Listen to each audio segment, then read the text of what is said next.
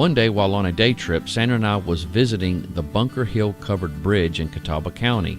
We noticed a peculiar looking symbol with a sign that read Carolina Thread Trail just underneath it. Now, being an avid hiker, I looked into it and learned that it was a regional network of connected greenways, trailways, and blueways that reaches 15 counties in 2 states, and that it was still growing with new trails being added. I had always wanted Sandra to hike with me and thought that this may be just the thing, so after looking at the website, we both set out to complete every single thread trail. So grab your gear and come along with us as we set out to hike or paddle every thread trail and learn with us about the history, the geology, and people of these areas. I'm sure there will never be a dull moment. God, look at this. I thought there was a rock behind me. Looks like this might be bear tracks. The Moss Creek section of this developing 14-mile Hector Henry Greenway is a perfect place to walk, run, or bike. The trail is a peaceful paved surface trail that connects the local neighborhoods with the elementary and middle school. The 1.3-mile trail crosses a wetland and features educational signage along the way. These kiosks are a great way to learn about wetland ecology that the Greenway resides. There is also an observation deck that looks out over a pond and provides an ideal viewing point for birds and wildlife. This segment of Greenway will be part of the City of Concord's longest Greenway project and is named in honor of Council Member Hector H. Henry II. This Hector Henry Greenway will be established alongside the Rocky River.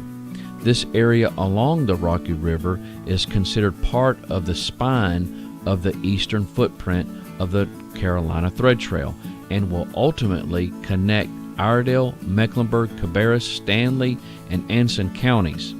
The segment in Concord will pass a number of destination points, including local public schools, Concord Paget Regional Airport, Concord Mills, Concord Convention Center, Rocky River Golf Course, Z-Max Dragway, and Charlotte Motor Speedway. The hours of operation are from dawn to dusk. Now, before I show you exactly what we did on this hike, let me show you an overview. So what I did is I minused out from the map to show you a broader picture. And if you'll notice all of these housing developments that are around this trail here, and the reason why I'm doing that is because I want you to really take note of what's around this trail, because once you get on the trail, you're going to think that you're out all by yourself, miles and miles away from civilization. Every now and then on the trail, you'll see some of the housing developments, but for the most part, you really seem like you're secluded away. And that's what was so amazing about this trail here. When we got there, we saw all these housing developments, and even before I went on the hike, we saw the housing developments, and I really wasn't expecting to see what I saw, and so that is really unique about this, and so they really have themselves a real jewel here, and so as you're going to see further as I explain. But as far as parking, what you'll do is, if you notice my mouse here, you'll come on Harris Road, and then it depends on the area that you're coming in from, but you come on Harris Road and you turn in to Moose Farm Street Northwest, and I'm going to go up here. What I did is, if you notice this little red box, I blew it up here, and you're going to come into that parking lot, and immediately you're going to go to the right. Come into the parking lot, immediately go to the right, and there's about 6 or 7 parking spaces there. That's where you park to get on the Carolina Thread Trail, and then from there you'll get out and you'll walk down the sidewalk, and there's the entrance right there. You'll literally will see it when you park there. The trail is right in front of you, down in an embankment. You won't actually see the path from where you're parking at, but you'll enter at that part right there. And so, because this other parking area is for the school, and so, but I was told from some of the staff there that this was the parking area, and you can see the P for the parking of the Carolina Thread Trail. Now, I've got a lot of pictures here to go through. I'm going to try to do them as quickly as possible because there's something else I want to show you on here that I think you'll find very interesting. Taking my mouse here, we started where I told you to park at, and if you take this trail, it's 1.3 miles where this green is. Now, it's very nice trail, and what we did is we went past the trail just a little bit. So we probably did 1.5 miles, basically a mile and a half, and it's not a loop, so when you hike in, you'll just have to hike right back out, so you'll end up doing about 2.5 miles. We did about 3 miles on this particular hike. It's really easy. It's not a hard hike at all. As some of you know through my previous video that I did, I'm currently healing up from 2 injuries that I've sustained, one in my foot and one in my lower back, and so I'm getting better. It's a slow trek, but I'm getting better, and I did this hike right here with minimum issues with me, and again, I'm dealing with some plantar fasciitis and a lower back pain, and so the plantar fasciitis on the way out started to light up on me. I think I pushed it probably a little bit too much, but this hike here is very easy. You can take a bike on it if you want to. We saw people jogging on it, and so, very good, very nice place to definitely if you want to spend a half a day here, you can. They got picnic tables set up, benches set up here and there if you just want to just take a break, which we did. But what I thought is neat is when you come into the very entrance of this trail here, you'll see this, if you notice my mouse here, where it says Hector H. Henry II Greenway, and these quarter-mile markers. You'll see these 2 lizards here that are painted on the surface, and this photograph that you see is of the entrance. And so every quarter of a mile they have these markers, so when you see these 2 lizards every now and then on the trail, that's the quarter-mile markers. And so every quarter mile they have these markers. I thought that was really neat because first time I've ever seen something like that on a trail, and that is just absolutely just wild. But I thought that was a nice touch. And I also saw this is the first time I ever seen this on a trail also. If you'll notice here in the top left-hand corner, it'll say your 911 location is, and this one right here says H18. Now, these markers here are set throughout the entire trail. You'll see these markers. So let's just say you got a problem, and you need medical attention. You can call 911 and just tell them I'm at H11. And so again, they're all through here. And so if you got a problem, if you need, an emergency, you have an emergency and you need some assistance, you can call 911 and just give them that location. That is really neat. I wish more trails did that, especially some of these bigger trails. And so that way they know exactly where you're at, or they can get you and about a certain location on this. Because again, this is about 1.5 miles you'll be walking. And so that's just one way. Also, these little kiosks that you'll see, these are set up all throughout the entire trail, and they give you information on here. And so this is a wetland area, and so you're going to learn a ton of stuff. And so I was very impressed on all the information that they had on this trail here. And so now on the bottom of the screen here, Sandra and I are sitting at the picnic area, and there was a family sitting with their kids, and they were having a picnic at this area. Really nice. And so on our way out, I needed to rest my heel and let it, I took some ibuprofen and just wanted to take a break. And so we took a break there for a little while, and then on our way out, we just missed a storm that was coming through. And so but it was just a beautiful day, as you can see from the clouds and the pictures. Now, I know some of y'all have seen dinosaur sighting in the middle of the screen. Now, there is a place that you can look out. There's a big wetland area, and right here is the trail, and there's a lookout observation area that you can go on. You'll see it, you can't miss it.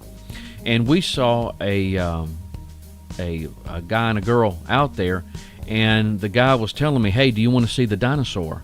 And so they had nicknamed this snapping turtle. If you'll notice on the top right hand corner of the screen, there was a huge snapping turtle, and they were feeding it along with other turtles that was there, and they looked like they might have been red-eared sliders, turtles, but they were all over this one turtle. You'll see this in the video. I did get a video of this particular turtle along with the other ones that were around it, and some geese. Now, the Canadian geese didn't want anything to do with this snapping turtle, but it was there, and the locals in that area have nicknamed this snapping turtle Dinosaur.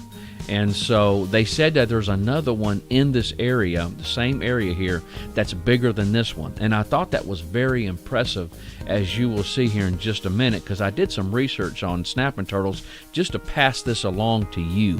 And so now I'm familiar with snapping turtles. Sometimes they'll come in the yard, and they can be quite aggressive. And so if you do go into this area and you do happen to see this snapping turtle either out of the water or in the water, don't try to touch it. And so they will bite and they'll pop your finger right off.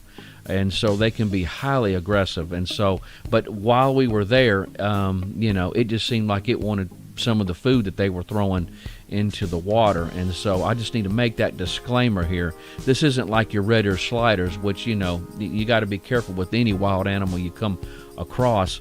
I actually took a turtle and walked it across the path as we came across one, and we also came across a snake.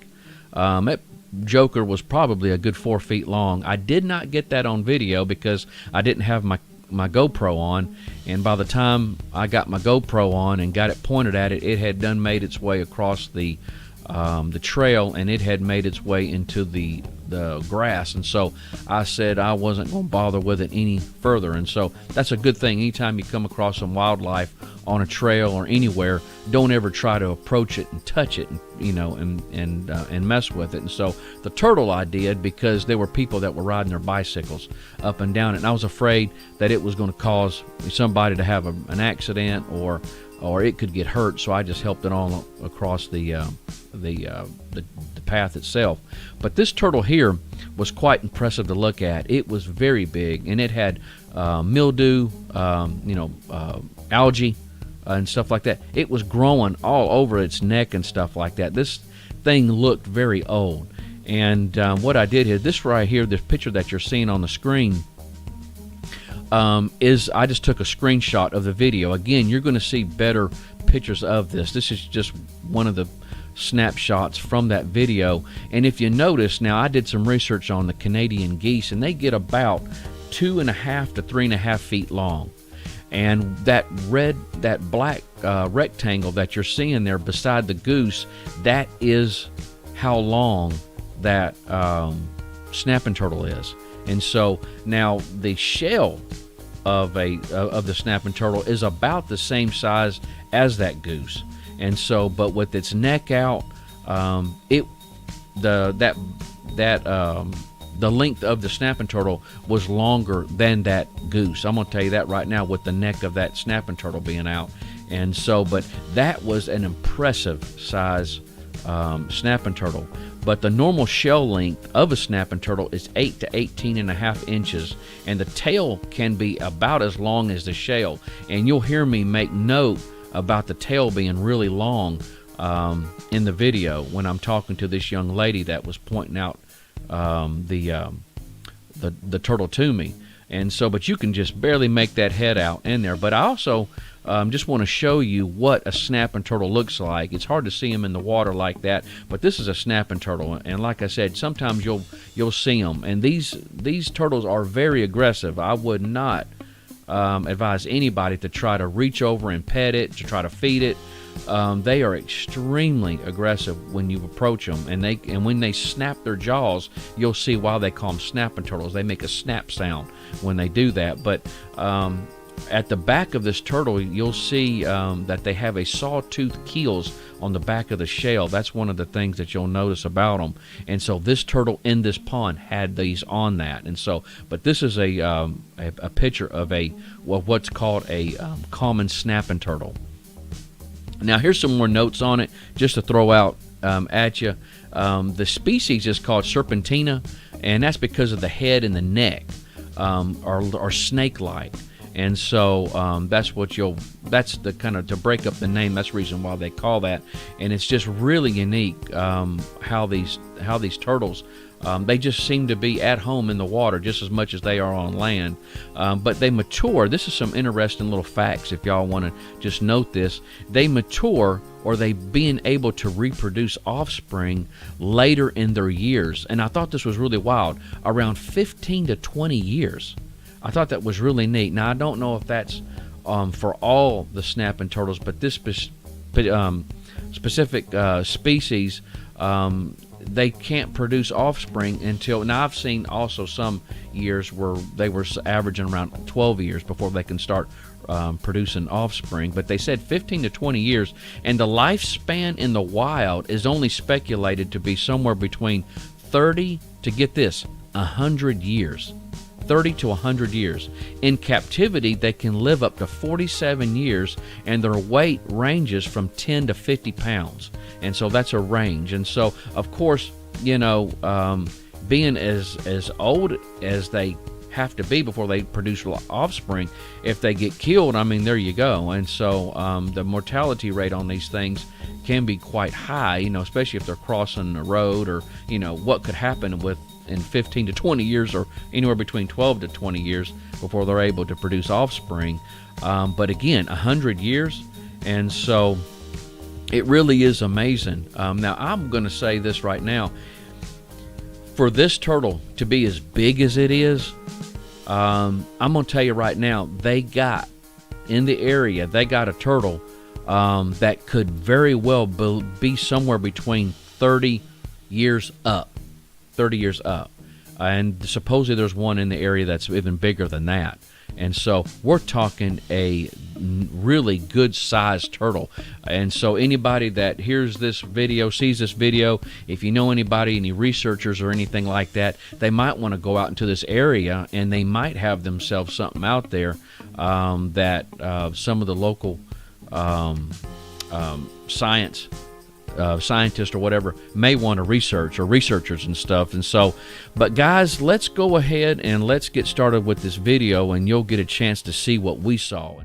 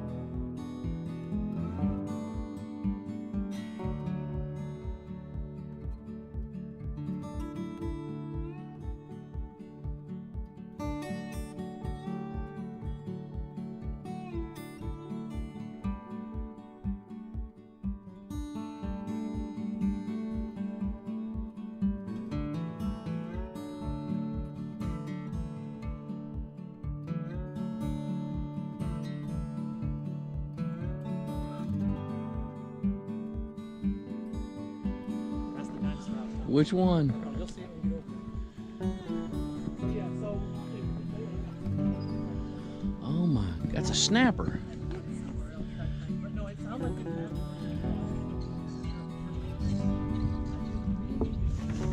Wow. Oh my goodness. Man, There's he is another a... one too. So there's one. I don't think that's the biggest one because we've seen one that's even larger than this one, and he lives underneath here somewhere. And then there's, I think, so we've seen 3. So we've seen 2 over on this side, and then one back where we passed you guys. Yeah. There was one over there. Wow.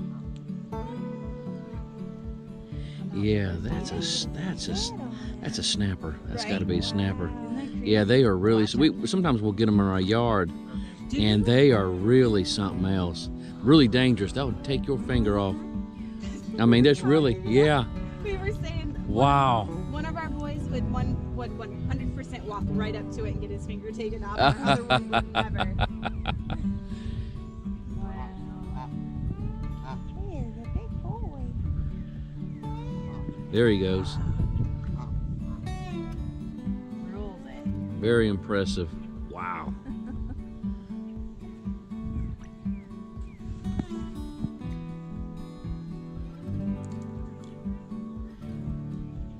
Yeah, that's what it is. They got that. You can tell by that tail on the end, and right at the end, their tail. God, that tail on that one looks like it's almost a foot long. I mean, it's huge.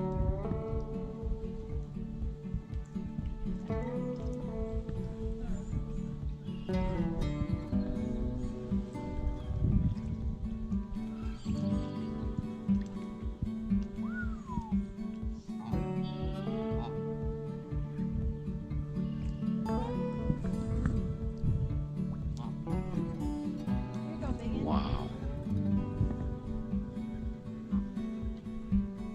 Boy, and he's got algae growing on him there. Isn't that great? That's what I said the first time I saw him too.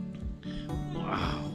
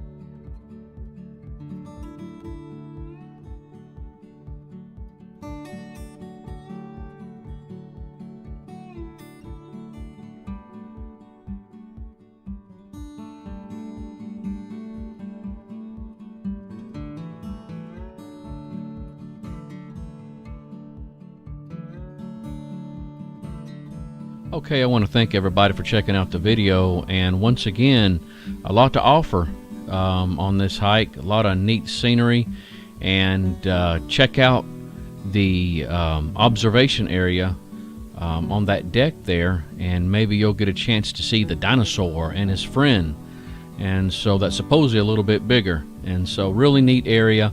I got to commend these folks for putting together such a trail that has so much to offer to the community. But you guys take care. Enjoy your hikes.